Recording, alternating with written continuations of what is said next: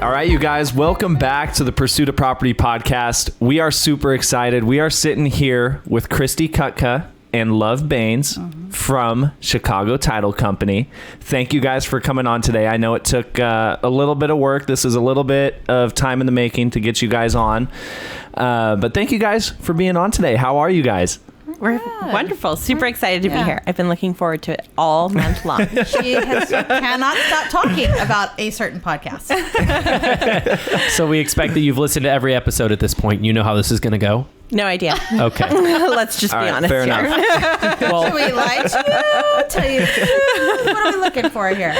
no, don't lie. So we're excited to have you guys on. Obviously, we've been working together a lot for the last few years. And frankly, most people don't even understand what Escrow Company is or what title and escrow are. Obviously, there's some confusion there. So we pride ourselves on having experts come in and explain to newer investors what they do and how they do it. And so when we thought of escrow and title, we thought of you guys. So if you wouldn't mind, just a quick introduction, who you work with, Chicago, what you guys do, kind of overview, and we'll dive deeper from there. Sure. Do you want to introduce me and I'll introduce you? Sure. So Christy Kutka has been working at Chicago Title for 30 years now as of April. Dang. That is longer than I have been alive, guys. She likes to remind me. Yeah. And I haven't fired her yet.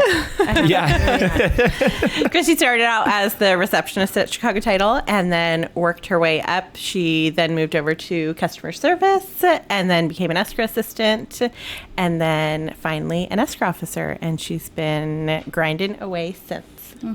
Dang. And this is my dear friend, Love Bains. She is the yang to my yang. And she's been working with me for 7 years now. And she started as my assistant. And when she walked in, I looked at her and I said, here are the keys to the castle. What do you want to do with them? What do you want to do? Whatever you want to do, we're going to do it. And when I tell you this girl was on a rocket ship to become the most amazing escrow officer ever, that is an understatement. That is an understatement. She's kind of bad at, yeah, whatever she is. Amazing. I will refrain from the rest of that word. That's what I will do. If you guys want to know if I have a filter, today's the day. We're not a clean podcast. You can curse a little bit here. Yes. She's a badass. Okay. I feel a lot better. Got it out. So yes, so she has graduated from Fresno State. She's got her finance degree. Boom. She is an investor also. She has got 2 Airbnbs. She's got another rental. She's got another 3 rentals, a hair salon. Yeah. Jeez. Yeah. You're crushing it. Yeah. Yeah. That we didn't all the know. things. No, there are things that you do not know. And then we wonder why escrow is the side hustle. Well, let's dive into it. It sounds like, obviously, Christy, you've been in the business for a long time. We'll start with you first, but how did you get into real estate? So when I was a wee child, I decided, I was working at Bains at the time, and I needed a real person job, and I thought, I want to be a bank manager. Well, that really didn't pan out. Nobody would hire me as a bank teller. So my mother had gotten her real estate license at the time, and I decided that if she could have her license, I could have my license too, because I was the smartest person in the world because I was 20. And, you know, when you're 30, you realize how much you really don't know. But in your 20s, you think you know everything. And so I went and I got my I had all my classes for my real estate license. And then I realized, oh my gosh, nobody's going to buy a house from me. Because back in the day, we will not equate what day that was, but back in the day they would not buy a house from a 20-year-old. So what you guys are going through right now is kind of amazing, and I'm kind of a little envious, I'm not gonna lie. So I went and I decided I was going to get a job in the industry, but I didn't know anybody. So I went ahead and I started calling all the county managers and telling a little lie. And the lie was, I'm doing a paper for my work experience class, and I need to interview people who are in the industry. And I was wondering if I could come in and interview you to find out, you know, what kind of jobs are available in the industry. One of the guys just hired me, and I was, you know, the receptionist at Lawyer's Title for a year. So and Wow. I ended up, so it was kind of fun. That's kind of a creative way of getting into the industry. When you don't know anybody, what are you going to do? You might, you have to figure out a way around it, right? How are you going to meet people? Well, if you go and you interview them because they're very special, guess what? So you were working on your real estate license. Were you talking to like real estate managers, or how did? I don't want to sound dumb, but even when I got in the business, I didn't know what escrow was. No, so I had taken an escrow class. That was one of my classes at City College, and I was like, well, this is kind of interesting. Mind you, I really wasn't like. I joke around with Love because I took a couple accounting classes too, and I hated accounting. And lo and behold, guess what I do for a living? I'm basically a glorified accountant that has to have customer service behind me. So so I knew that title and escrow existed, but I also knew that the only way that I could figure out really truly what was going on was by making some contacts. Nice. So that's kind of genius. I would have never thought to. I'm a liar. Well, it's a very creative way to get into a business. I mean, honestly. Yeah, to reach out and to say that you're like doing a paper. Mm-hmm. Who knows? Maybe you could have written a paper. It's not a lie. Right. It just wasn't for school. It was personal. The best part about it was, though, I had to literally go in and say, like, write down what my questions were. I had to have a prep time to get some legwork. Yeah, it wasn't like I just came in and I think it might have just been easier to apply for a job. Right. Except for the fact that like nobody knew me. I had no background in all of this. You know what I mean? And hypothetically speaking, I was just a piece of paper. Now, if I go in and I interview you and I ask the right questions, guess what? I'm now a human. And so he was like, "Wow, do you want a part-time job?" I mean, like literally by the time one of the interviews was over, I had a part-time job when it was all said. And my first job was to go out to open houses and bring little goodie bags. Mm-hmm. I still see those people to this day. Yes, but I was 20 and I didn't know what I was giving a goodie bag for. So I was like, use Lawyer's Title. Here's a goodie bag. But I'm sure that it probably still happens that way. Yeah. It's not very much different. Yeah, but I was 20. I didn't know what I was doing. So, yeah. And then Love, Christy mentioned that obviously you graduated from Fresno State. Sounds like a finance degree. Yes. Right? So you got out of college. And then how did you find yourself into real estate, escrow, everything? Owning half of Fresno. Yeah, exactly. We're still working our way up on owning half of Fresno, but we're going to get there one of these days. It's going to happen. So if you know anything about me, I mean, I'm very organized, plan ahead, like OCD. So when I tell you, I was about to graduate from Fresno State in 3 years, mind you. I did full-time at City and State. I wanted to get done. I wanted to go get a job and work. At the time, I was working as a nanny for my neighbor, and I paid my way through school through the nanny gig. Nice. And I was a week from finals, about to graduate, and I had no idea what I was going to do with my life. This is still, when you know Love Neat Bains, you realize, oh my God, this makes no sense whatsoever. Yeah. No plan, no idea, no nothing. No, and Nothing. I'm like this. I'm like, I don't get it. Nothing at all. So I'm studying for finals, and I get a call from our sales manager, Jennifer Shepard, and she says, "Hi, I have your resume here, and I was wondering if you were still interested in the escrow assistant position." And I said, "Sure, I have finals. Can I maybe come in to interview with you guys in like 2 weeks or so?" And she said, "Well, how about tomorrow?" And I said, "Okay." So I went in and I interviewed with Christy and our manager at the time, John. I remember sitting in Christy's office wanting to hyperventilate because her office was a disaster. It's true. There was paper and files and stuff everywhere. And she looks at me dead in the face and she says, "If you hire me, I'm going to clean up your office." And I went, It's like Benny. Yeah. hurtful and rude. So I thought for sure, like, it was my first, my big girl job interview ever. Right. Like, I did not come in prepared. I remember John asking me, so what are your strengths? And I totally blanked. I couldn't think of what my strengths were. I was kind of nervous. Yeah. So anyways, the interview went well because then I got a call from our manager at the time, then Mark, and they said, we want you to come back in for another interview. I thought for sure that Mark would not hire me because I still had one more class that I needed to take, so I was going to be out on Tuesdays and Thursdays, I think was the schedule. We got her part-time, Yeah. and they looked at me like I had 3 eyes when I said that this is the girl that I want. Yeah. Because we don't do part-time. Right. There's nothing part-time about Your escrow. job is not part-time. No. Mm-hmm. So we've made up the difference now because we make her work like 40 hours a day.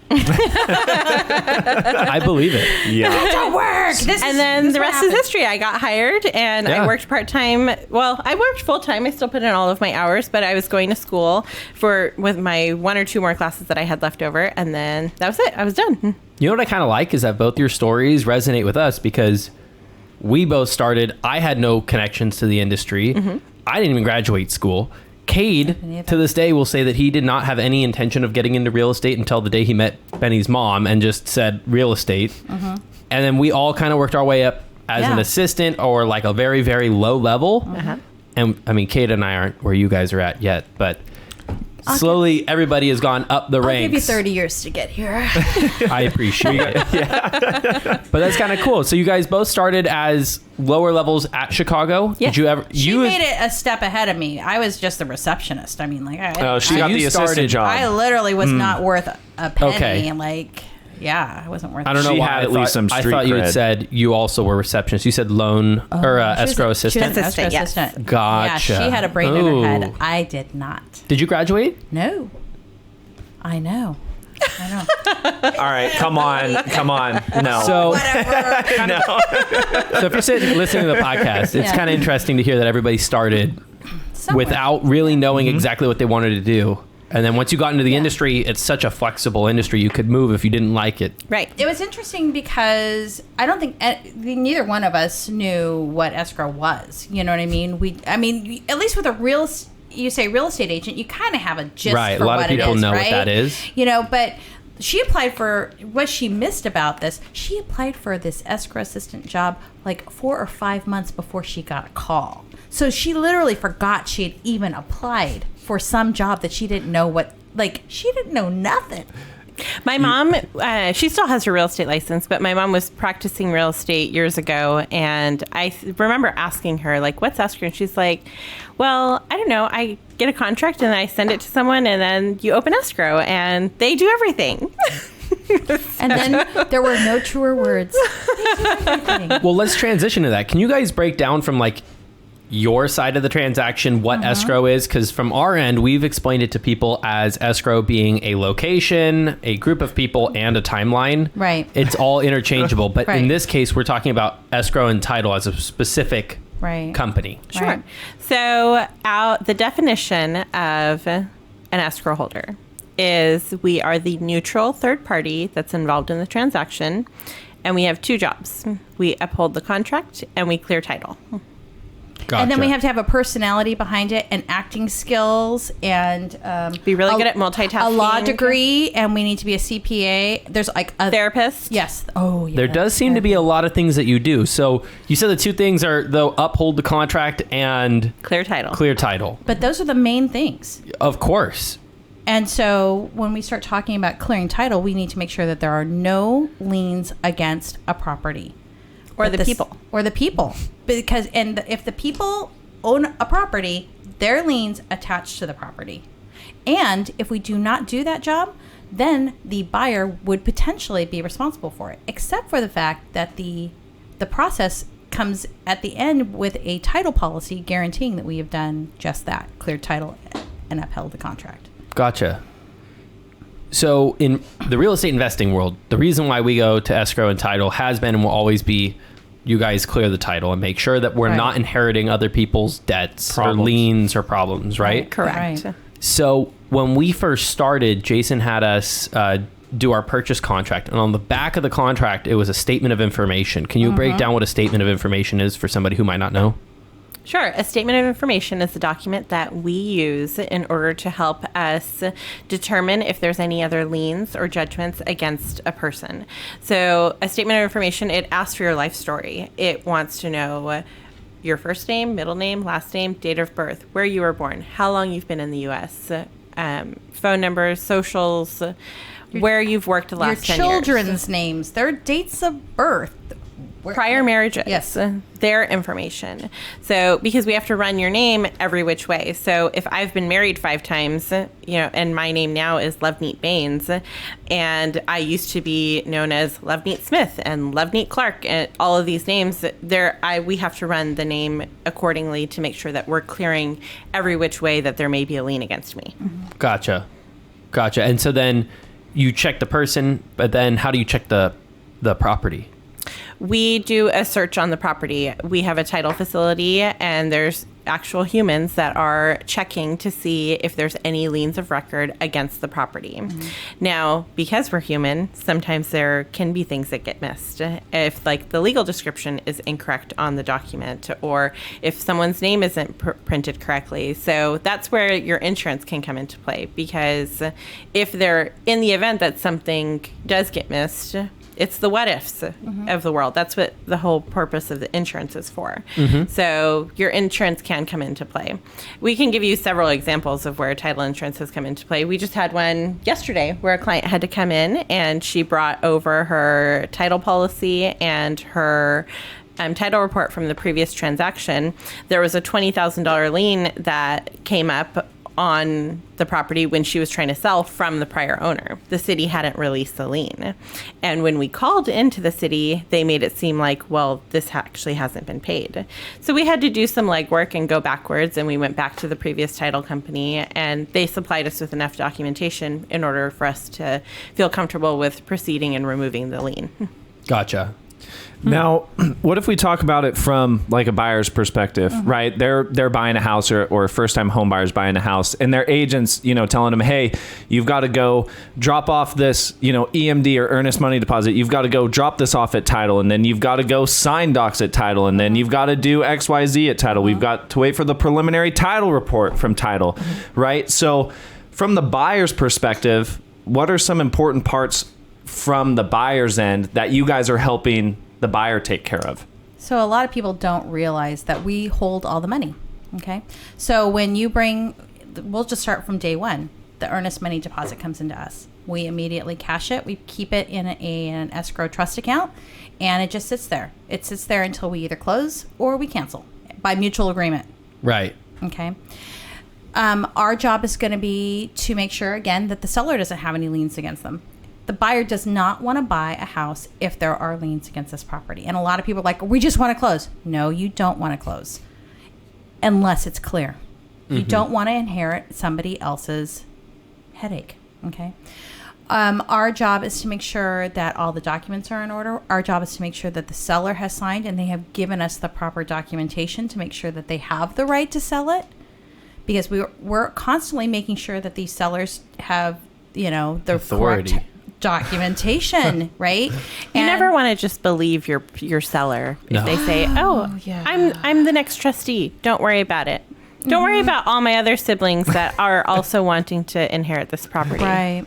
Don't worry. Yeah, I can see why that would be important. So, and it's not that we don't believe people, but give us the right documentation so we can proceed. And we ask for stuff, and you can tell the people who don't want to give it to us. But same thing. So buyers, what we're going to do is we're going to clear title. Most of the time they hear from us at the beginning of a transaction as far as the buyer goes, and then they hear from us at the end. Mm-hmm. They hear from us at the end because we have the loan documents in. Right. Our job in between then is to make sure title's clear, the seller's signed, the liens are, the payoffs are in, all that kind of stuff. So with the buyer, what happens is the loan documents come our direction. And again, we're the CPAs of the equation, right? So we're taking the loan documents, we're putting it onto a closing statement and making sure that, we take in the money from the buyer, good funds. Again, without us, the seller doesn't like us very much either. If they're, wire frauds on the uprise, guys. Right. Fictitious cashier's checks. You don't want to do this transaction without a title company. They Right. take the liability. Right. So Sorry, I was going to say, there's one other time that I can think when a buyer is going to hear from you guys, and that's when the preliminary title report comes out. And whenever we get a prelim, the first thing we do is just read through it, see if there's anything that doesn't make sense to us. And whenever we pass that information on to a buyer, we've always been and will continue to be instructed to say, if you have questions, call escrow. Correct. And we provide your guys' contact and they call direct. right. But I'm the buyer on a lot of the properties that we work on. So I reach out to you, and the most common example was we got the prelim for an investment deal where I knew the seller in the appointment mentioned he had some kind of a lien for a community service type loan that he didn't know how much he owed. Right. Turned out it was they're considered a super lien. Is that correct? What are they called? He's talking about the PACE loan that we had the other day. So, Okay. got it. So a PACE assessment, there's different types of assessments that can come up on a property. Yeah. What the specific one that you're talking about, he took out some sort of loan, and it's a government program. So you pay for the loan through your property taxes. Gotcha. So it's an assessment that comes up in your property taxes, and usually these are for things that will make your home more energy efficient. So for solar panels or new windows, I've seen Water synthetic heaters. grass, water heaters, Windows. HVAC, things like that. So you can pay for these things through your taxes. Now, when they sell this to you, usually people, it seems like in my experience, that people end up paying way more, or they don't really understand exactly what they do signed prey up for. on the elderly on these things. It's the craziest, most unfortunate thing I've ever seen because they don't remember. Like this guy, he just knew that he did something, but he wasn't really sure what he did. Well, and And- without disclosing any amounts, he racked up 50% of the loan Yes. in late fees. Right. Yes, because they don't understand what they're doing, right? They're just being sold that they're going to get a higher efficiency home in the process. They're not thinking about these taxes that Right. will inevitably have to be paid. And we told him that, our purchase contract obviously says that, you're to pay all liens and provide a clean title or a Right. clear title. I'll pay for the title report and everything, but not Right. your liens. There is nothing more unfortunate when these elderly people are coming in and wanting to sell these properties so they can move into their, retirement facility, right? And they're expecting all this money, not understanding that guess what? Somebody got to be paid. It's So- the saddest thing ever. That was a perfect example, though, of when a buyer should be calling and asking about what is this, and then Right. how is this going to get cleared, which in this case, it's going to get handled through escrow directly with the county. Correct. And a perfect example of why you would just want to jump in, quick close, and buy it. 'Cause I would jump the inherit it, gun. would be my Yeah, guess. you would have inherited it, and you would have been Right. responsible for it. Yeah. I actually have two examples of where something like this happened. So we had a client where she purchased the home, and it was a title company handled it, and they did not pay the PACE assessment or HERO assessment through escrow. And she agreed to it within the prelim approval. So then she goes to sell the property, and I tell her there's this assessment against the property, and I asked her, it was her grandmother that took out the loan, and I asked her for her grandmother's information so I could order the demand letter, and it was like $50,000. And she's like, I didn't agree to this. And I went back to the title company and I asked them, did she agree to this? Was it disclosed to her? And sure enough, it was disclosed. It was on the prelim as one of the exceptions. So that's why reviewing the title report is super important. Click on all of those links, open the documents, because when you're signing the prelim approval, you're signing and approving that you approve that all these items that are on the prelim are going to be exceptions to your policy. The title company is not going to insure when you realize that there's a $50,000 loan. You agreed to that item on the prelim. You were told that there's this loan against the property and you're taking it on. So my concern is, right, when you're buying this home, your adrenaline levels, right, up kind of somewhere out here, right? And you're not thinking straight. Your head is not in the game. And I think that on some level, we have to be dialing these people back in. Do you hear what I'm saying? Because they're signing loan documents, right? Right. They're signing all these legal documents. They're approving a preliminary report saying that they're willing to take on somebody else's debt. I don't think people understand how important it is. especially with real estate agents, right? That you're like, can we just talk about this? You're the voice of reason, right? We can tell people all we want, but a lot of times they're like, I just want to move into this house. I don't care what I have to. Slow down here, people. Mm-hmm. You do care. You do care. Yeah. Because at some point, something like this could come up, and it's scary. So you guys, this is like all part of the providing a clear title. Right. This is that second part of your job. Correct. Right. Yes. Another example where we actually had to file a title claim was where one of my clients, investors, they purchased a home they purchased it at an auction and actually from a bank, it was a foreclosure. So they didn't get to pick which title company they wanted to work with. They had to go with the bank. The title report showed a hero assessment, but it only showed one. And there were actually two for solar.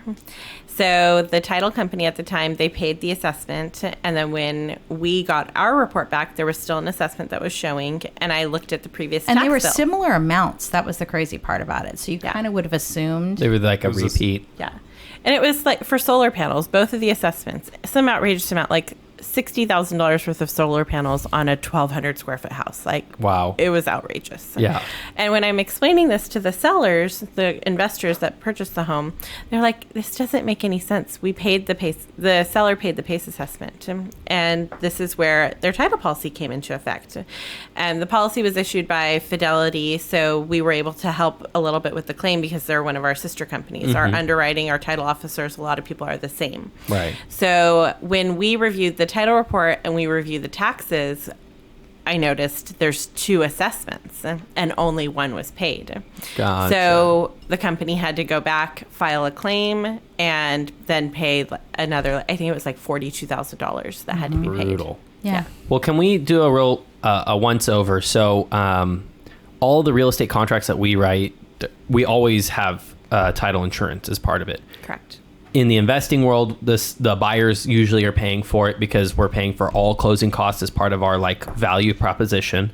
On most real estate sales that I see, typically I see the seller pays for it in almost all of the normal. In Fresno County, it's typical that Right. the owner's policy, but in our that's area, in Fresno County only. I mean, like it can be other places also, but it's a negotiable point. Absolutely. If you're listening in Fresno, typically the seller's paying for it. Correct. That being said, how much does that typically run? And is there any other way of getting that insurance if you don't go through a title company? So title insurance is only issued on sale transactions for our company, at least. I don't know if other companies will issue it. I don't think you can just go in and say, I want a title policy on my home. So for us, at least, you have a sale transaction. That's the only time you can get an owner's title policy. And it's a posted rate. We're governed by the Department of Insurance. There's certain sales prices and then certain premiums that go along with those sales prices. Gotcha. So they're all posted rates. They're not like a percentage of the sales prices. Can you give us like a very loose ballpark range? I have one right now that it's, I did those fees like right before I left, and anything under what is it, $60,000? It's like $425 for an owner's policy. Now it gets more and more expensive. As our average house sale in Fresno right now is like $450. Right. So insurance is going to be like $1,700-ish, like somewhere in that $2,000 or so. Yeah, in between Usually, like $1,000, $3,000 bucks. Usually your title and escrow fees are going to run you about 1%. Okay. That's a good gauge. Just a quick rule of thumb if you're trying to ballpark it. Yes. Now, and another quick question I wanted to ask too. So from the seller's perspective, right? A lot of sellers that we work with, when they're obviously having their home sold, right? Their big thing at the end of the day is, how am I going to get my money, right? And am I going to have to be responsible for paying off my mortgage? How do I do that? And then how do I get my check at the end of the day? Is it going to be blah, blah, blah, blah, blah, blah, blah, right? Can you guys explain a little bit what your responsibility is on the back end for the sellers in that aspect?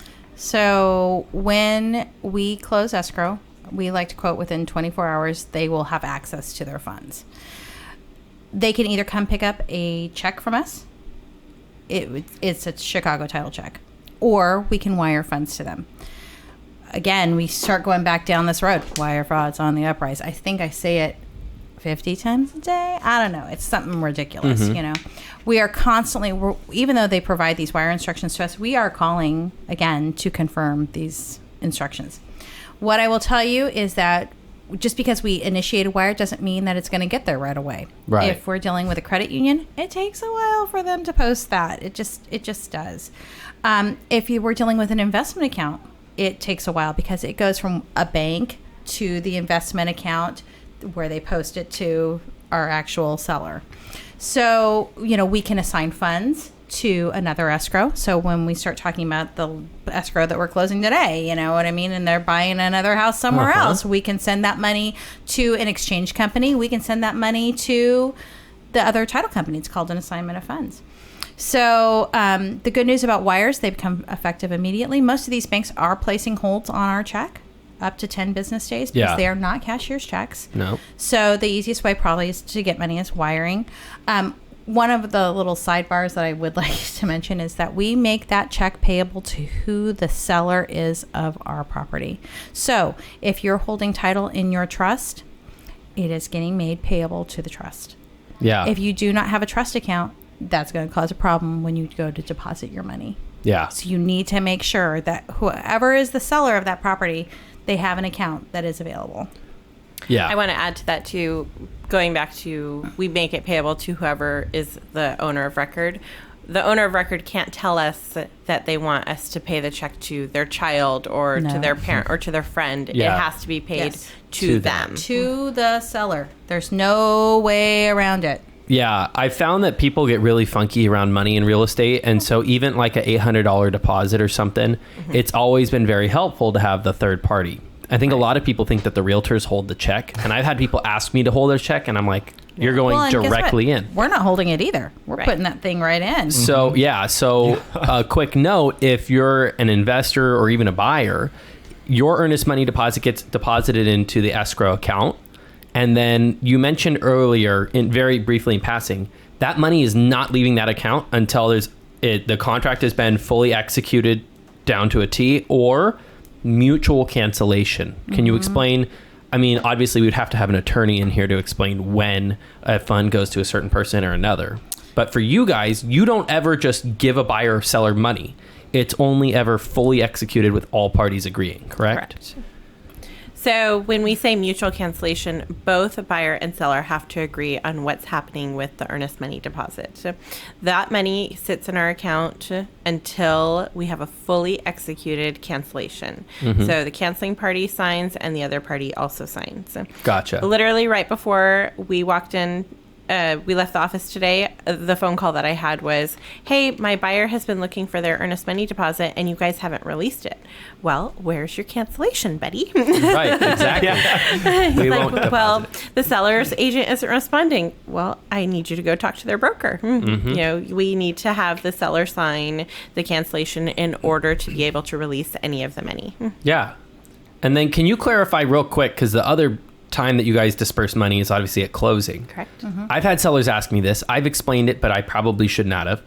Can you explain the breakdown of what happens on the closing day, how money and the transfer of the deed work? Because it's kind of like, it feels like a standoff a little bit. Like the buyer's like, I'll give you the money, but you have to give me the house. The seller's That's like, exactly give me right. the money, then I'll give you the house. That's Right. exactly. That's So how does that... And when I tell you, we've had people who are like, I'm not giving you the keys until I get my wire. It's like, well, I have no control over when you're going to receive your wire. I mean, I Right. can initiate it all I want, but a lot of people are like, but I want it in my account. And I have this happen all the time. So can you And explain the timeline and the protections and how that little last part works? Sure.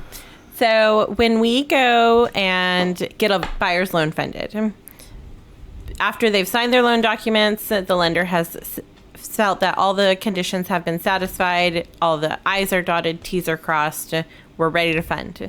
The lender sends us the money, and when we send out the message to you guys that says the loan has funded, that means that the lender has initiated a wire to us. Doesn't mean we have it. Yeah, the money is not here yet. Because then the next question always like, well, is it on record? It funded hours ago. No, we have to have the money in our account before we can submit it for recording. That was a personal attack. Back off, buddy. Yeah, that was We'll tell you when you're on record. All right, continue. So once, because because stuff still goes wrong. You guys don't know half of the things that go on in escrow. And it's because most people can't handle the truth. Yes, there's a movie quote that we use on a regular basis. You can't handle the truth. You just can't. If we told you guys everything that went on in escrow, you would have a heart attack. Literally. Yeah, and so when people are like, well, what about this? And what about this? Like, what could go wrong? Everything. I click this. Yeah, I don't really think you want to know what could possibly go wrong. Because it's everything under the sun. Yeah, it really is. It really is. And you know, if I hear one more time, oh, we've never had this happen before. Yeah, you have, but we don't tell you. We only tell you guys when we don't really have any other choice. Right. And literally, when we tell you there's literally no choice, we literally sit down together and say, so how are we going to address this? Because the bottom line is so we can't, like, until it goes bad, we don't know what's going to go wrong until it goes wrong. Right. And you guys will kind of look at us like, well, why didn't you know why it was going to go wrong? It's like, you have no idea why. So between the time of when the lender sends us the money and it hits our account, stuff can go wrong. So the money goes through the Federal Reserve. Money can get held by the Treasury Department. There's this thing called Ofac, and that's where it's OFAC. I forget exactly what it stands for. Office of Foreign Affairs Asset Control or something like that. Someone look it up. So anyways, it's called Ofac, and that's where the Treasury Department will request further information in order to clear the wire. So they will list when the lender sends the money, they list who the beneficiary is. And if your name is on some list with the government, it mostly happens with people who have common names. We've never had an Ofac where it was an actual hit, though. No. I don't think I want that to happen. No, I don't want to. Because let me tell you, that there would be nothing worse than your guy has been supplying money to the very bad guys. Yeah. Because that means they're up to no good. Yeah. So money can get held, and the longest that we've ever had some money in OFAC, I think, was 3 days. Wow. It can be 20 minutes. It could be 2 hours. Yeah. It could be 2 days. You just don't know. So when we say it's funded, again, we don't know when we're going to get it. We just know that the process, we're moving, but we don't know when we're moving to the next part. Gotcha. So once the money hits our bank account, then we go back into our file. We make sure we still balance. We have enough money from the buyer to be able to pay the seller and all of our accounting balances. At that point is when I will submit the file for recording with our recording unit.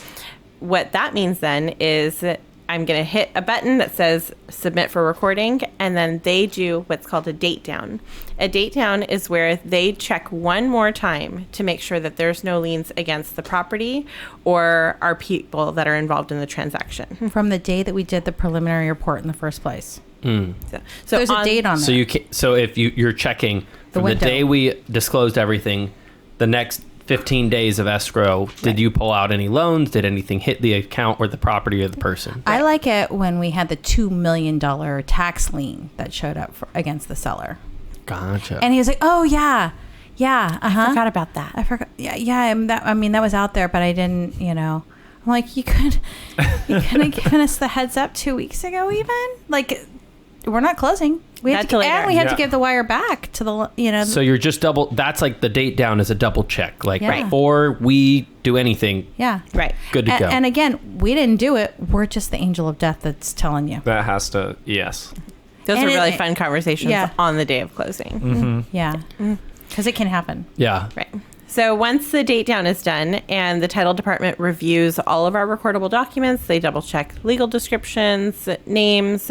Again, these are humans that are doing this. So still, like, sometimes mistakes can happen, but we're ensuring the title to the client's home. So if anything were to happen, if there's a typo or anything like that, which happens a lot, we still are ensuring your home that you're the legal owner, and we then have a responsibility to fix it if any problems come up later on. Gotcha. So once everything is ready to go, then the title department submits the documents to the county recorder's office. In Fresno County, we record digitally. So with our company, we scan documents in and they get uploaded, and we have a portal that we work with through the recorder's office. And even at that point, it's not over until it's over. So the county can still come back and reject a document if they don't like a notary stamp, if your client signed through their name, if they can't read their name, if a page is out of order, if you reference an Exhibit A, but on the Exhibit A you forgot to put Exhibit A and you said legal description, if there's It's really ridiculous. Like, if there's a name that doesn't match on the first page and the signature line and the notary page. So there's all these things that can happen, and rejections happen. Yeah. And this is going on when you guys tell us the file is released to record. Yes. Correct. This is everything going on in the background. So we're in, okay, we've moved from one step, right? That we've said now the money's here. Now we're releasing it to record. Again, when you say what could go wrong and everyone's like, no big deal because they record it all the time and, no big deal. Yeah, there's like people don't realize that once we get loan documents, that's when the real job begins. Right. We haven't even really touched anything until like loan docs get here. And when I tell you, people are like, let's sign, fund, close in the same day. I'm going like this. Me and Christy are convinced she's going to have a heart attack at her desk between the hours of 3 and 5, because that's when everybody sends the loan Between documents. 3 and 5, any given day. I'm just gonna call it. I know when my death is going to occur. It will be at Chicago Title. They will end up taxiderming me, so she's on a conference call with her glasses on. She's fine. Just ignore her. That is so dark. And yet, so accurate. So when it's out released to record, the seller does not get access to any money. The No. buyer's funds are there, but No. the seller doesn't get anything yet. Right, because it's not official. That lady has not sung yet. And technically the buyer, they're not the owners of the home. They shouldn't have the keys yet either. No. Okay. So then when does the official transfer happen? When we send you an email that says, We're on record. So that's when the county has officially stamped the document and it's established of record that title has transferred into the buyer's name. and at that point, then what we're going to do is we're going to start balancing out the file again. Because we have to double check everything. We're going to go through the contract, all the addendums, all the counters, all of the invoices that were provided to us, all the payoff demands, look at the title report again, check the taxes, check the lender's figures. So it's a process. We have to go through and make sure that all the paperwork was signed again. So our assistant, Caitlin, she closes out our files, and she can knock out a closing without any interruptions in about 30 minutes. But Without interruptions. so as But long as no one calls her. our life is one big interruption. And it's our job to also be like this. Okay, it's great. It's fine. Everything's fine. We're so glad to talk to you. We want to talk to you again. Yeah, call us some more. Call back soon. Call back soon, like tomorrow, or like in 3 minutes, whatever works for you. No, don't This is Philip. a I know personal you're attack. attacked. This is a personal attack. No, because here's the best part about all this. We have so many. Oh, this is really going to come out bad, huh? We have quite a few people on our team, so it allows us to have these conversations, and that's why I love the team that I'm on, because when you do call, we can focus directly on you. I'm not closing a thing file. That's why I'm like, hey, CJ, what's going on back there? Right. It allows for all kinds of things Yeah. to take place. If it was just Love and I, it might be a little sketch. Yeah. So can you break down when you're closing out a file? I explain to people that like the seller's the last person who makes money. Like before Actually, that, they're the first ones. is that really how it works? Can you Yeah. break it down? Because I would love to learn. I know I've always said Uncle Sam's going to get his first, and then I kind of go backwards from there. Yeah, so there. The sellers are priority, though. Well, and I think that what he's talking about When is you're there's a considering sales the price. profit, yeah. He's going down the road of there's a sales price and then all the Yes. bills Yeah. that come out of there, and that's exactly right. Yeah, right. But when it comes to actually getting paid, We once have- you've checked the values, it doesn't matter. Once you've verified, okay, well, the seller's going to make X amount, you can wire that first. Except for the fact that we got to make sure that all the bills are in there. Now, That's what I'm saying. what I will say is that along the way we have not been willy-nilly escrow where we're not checking the purchase agreement and all that kind of stuff. We're checking the bills as we go along, but here's the problem. If you think about all the ins and outs of what we do, what I will tell you is that if I put a 5 instead of an 8, I am a reckless escrow officer. Okay, a 5 instead of an 8. I mean, think about it. If I do a 285 instead of a 255, people like lose their mind. I'm human. I don't care if I've been doing this for 30 years. I'm still human. You know, and so that's a lot of people just don't realize that it really is like that minimal of a mistake. And what was an amazing transaction where we answered our phone every time and we were here for you whenever you needed, you know, your therapy session and all these things, right? And I put a 5 and now I'm reckless. So it's very interesting, you know, that last check, you don't want to rush through that, you know what I mean? Because at the end of the day, our job is to make sure that when we close escrow, we're not calling you 2 months down the road and saying, guess what? You know? Right. That's why you want that moment for them to sit down with the contract and read it, because a lot of people are like, I want my money. Do you? I think you might want to wait and make sure it's done right more than you want your money. Seems fair. Absolutely. So one other thing as we kind of wrap up that topic, one topic we wanted to talk about, because like Scott mentioned, we have a lot of newer and or younger people getting into especially the investment space. And one of the easiest ways, or one of the least barriers to entry to get into the investment space, is doing a wholesale or an assignment deal. Okay.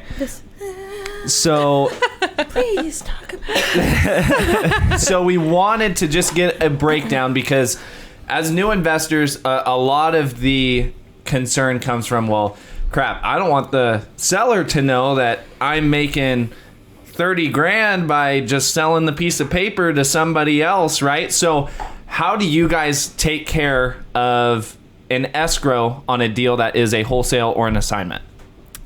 So let me start by saying I love assignments. So do we. So do we. I sit back and I'm like, what am I doing here? Why am I not out there? That's why the wallets are like all thick and stuff. Yeah, they're many folds. This is a new thing. Like, assignments are very big right now. That is one of the, like, I have more realtors saying, like, screw real estate, like, screw my license. I'm going to go and get these contracts. Sorry. So when we have an assignment agreement, so we'll start by explaining what it is. So I get into contract with you. I'm going to buy your home. I say, I'm going to buy it for $100,000. And then I decide, I don't really want to buy it. I'm going to actually assign the agreement over to Cade. And I want to make a little bit of money. I want to make $25,000 on this assignment. So Cade is then going to agree to pay a sales price of $100,000 plus an assignment fee to me of $25,000. So technically he's paying $125,000. Now that's not the sales price though. The sales price is $100,000. Right. Because the sales price is what the seller sees. Right, and what gets recorded. Yes, and what's established of record. So $125,000 is what you're paying, but $100,000 is the sales price. So when we get these assignments, we will usually we'll ask you guys ahead of time, are you going to assign it or are you going to actually buy it yourself? Because that's going to determine when I'm going to start working on your file. Because I'm not going to work on it until I know who the end buyer is. Right. With our team, the process that we take is once we have the assignment, that's when we prepare all of our final documents, and then we'll call the seller in to sign. The seller is never told the assignment fee. We don't disclose it. And they don't even know that it's being assigned because they do. Oh, really? Yes. We have to have them sign an instruction because they have an agreement with you to buy the property, but then you assign your interest over. Now, within your contract, we do have an assignment clause that we break down. Exactly. Yeah. You're putting in, it's going to be Faro Real Estate and or assignee. So that little extra verbiage is super important. A lot of the times the sellers, when you have these properties in escrow, these sellers, they just want to get paid. They don't care who they're selling it to. Right. So I've never had a seller question it. I'm waiting for the day where somebody starts to question it. But even then, if they ask us, what's the assignment fee? How much is somebody making? We can't tell them. That's not something that they're privy to. So the document, though, that they sign, it's a disclosure saying that the contract is being assigned. And there's a clause in there, too, that says that this assignment may or may not be at a profit.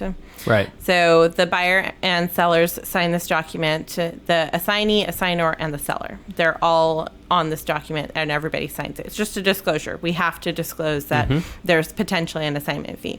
Even if you weren't taking an assignment fee, we would still have to have that document signed. Exactly, because even in traditional escrows, right, some people either, if they were originally on the agreement as an individual, they may be assigning it to their corporation or an LLC, Correct. right, where it might not be at value. Even a trust. Or a trust. Yeah. Yeah, You know, we 'cause just, it's the a- one we that's closed an today, entity. Yeah. there was an assignment. Yeah. Exactly. So you have to make sure that the entities that are actually taking title are the ones that are listed on your contract as the buyer. So even though the buyer is the signer for the trust and it's their trust, they're not the buyers now. The trust is the buyer. The trust Right. is technically its own entity. So going back to this assignment thing for just a second, though, we just had one recently where there were Oh my 5? God, there was 4 assignments. Four Daisy assignments. chains. And we are going, we have They were another like, one right everybody now. needs to calm down. Stop.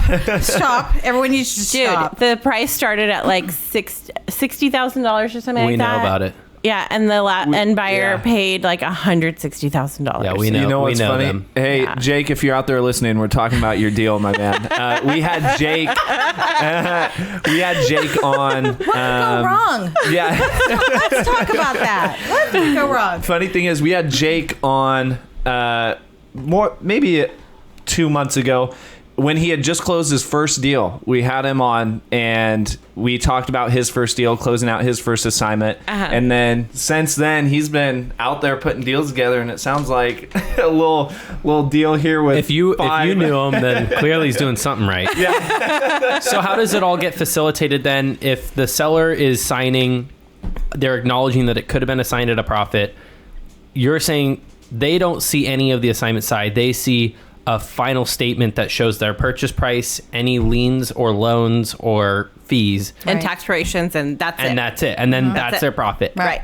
What does the buyer see? The buyer is going to see the sales price, tax prorations, all of the title and escrow fees, transfer tax, and then all the assignment fees that they're paying. So Gotcha. a buyer is going, if you're going to assign the contract over, you want to disclose to your buyer Up what the front. fee is. So I recently had someone ask this question, does the end buyer see the assignment fee? And the answer is yes. They're going to see how much they're paying you. And there's some people that get upset about this. But I mean, what are you going to do? The Right. money's Are you got to show somewhere. Yeah. Right. So- It can't doesn't just come- disappear. Are you going to sit there and be upset that somebody else is making $40,000, or are you going to take the deal, flip it, and still make your money. Yeah, exactly. So you can't spend your time, wasting your energy worrying no about crying in everybody escrow. else. Do No you crying in escrow. right? I'm with you. Do you guys see any kind of legislation changing within the escrow community on disclosure for? Because I know some escrow companies won't work with us on an escrow like this. Correct. Others will, and then there's others who play the gray area. Within a certain percentage of the sales price, you can make that without it being disclosed. Anything more, they have to disclose it. Can you, So like on Jake's deal, we had to get underwriting approval because Right. I'm like, one person is the seller's making this amount, but then somebody's willing to pay this amount on the contract at the end of the day. And their stance was, as long as we have all of our disclosures signed appropriately, and we had to make sure that the person understood that there's no elder abuse going on or anything like Right. that. And the person wasn't elderly, and they had their wits about them, and they were notarized by a Chicago title approved notary and filled out all their paperwork. They were coherent. They understood what was happening. Because, Right. we don't want to get involved in something like that. whenever we work with over 60, we have a witness sign too. Yeah. What are and you that's a trying great to practice. say? Are you personally attacking me? Uh-oh. Do you want to fight? I'm knocking on that door, baby. It's just we know that's where the What are you attorneys trying to come say? involved. In about 2 seconds, you're going to hey, elderly lady. And I'm going to be like, hey, you want to close your escrow? You need Love's witness signature to get any of your escrows closed. Oh God.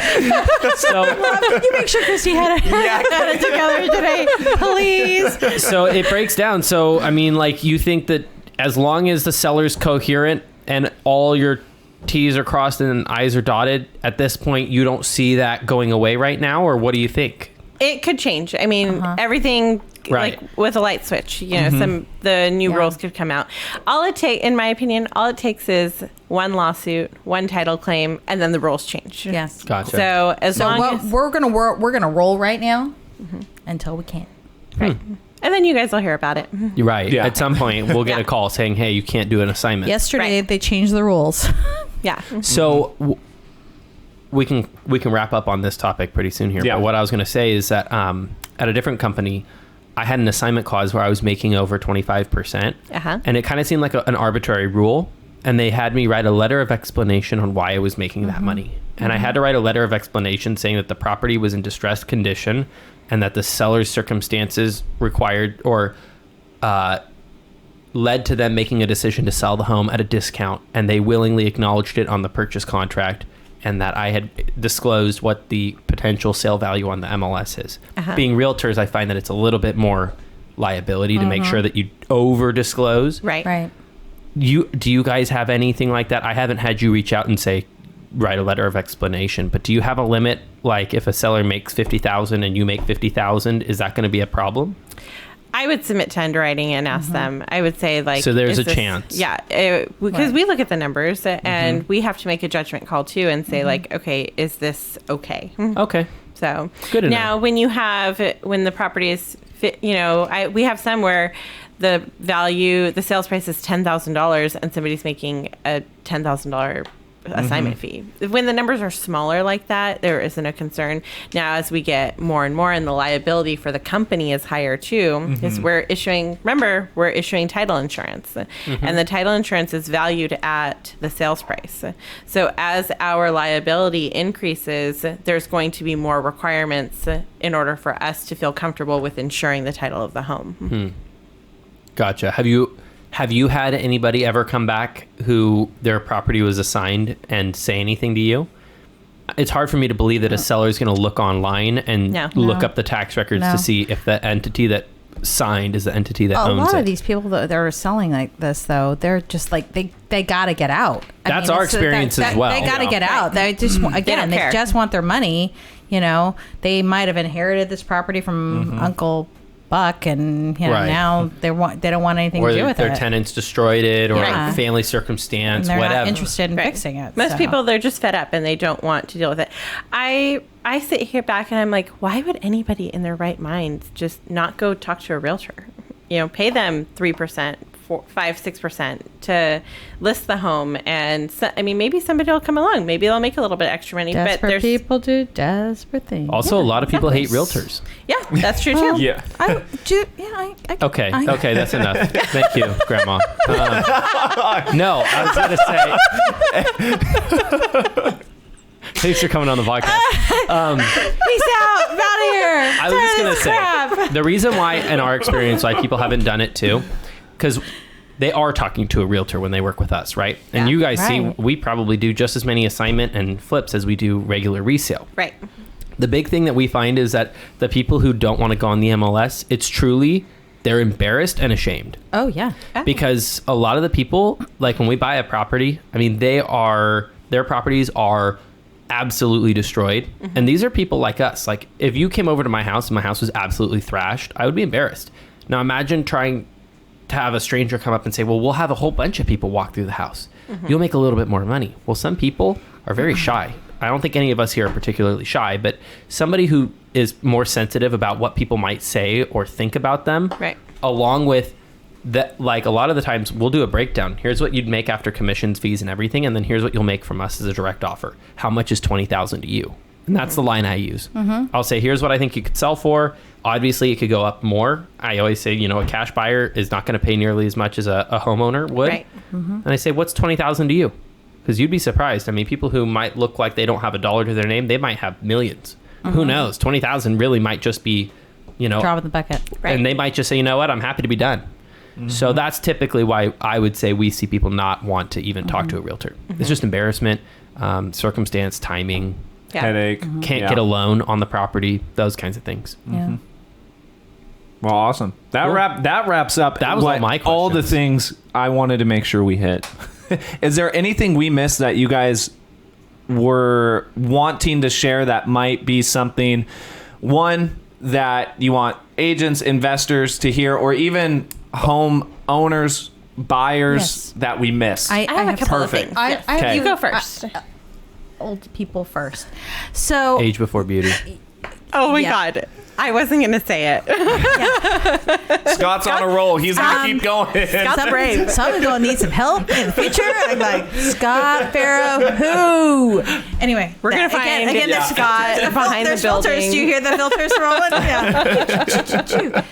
So what I will tell you is that we like closing escrows. And a lot of people think we're just the gatekeepers that want to prevent people from closing escrows. Mm-hmm. The reality is that we're on your team. We are so dedicated to want to make sure that not only is it done, but it is done perfectly. And a lot of people are like, well, they're so mean over it.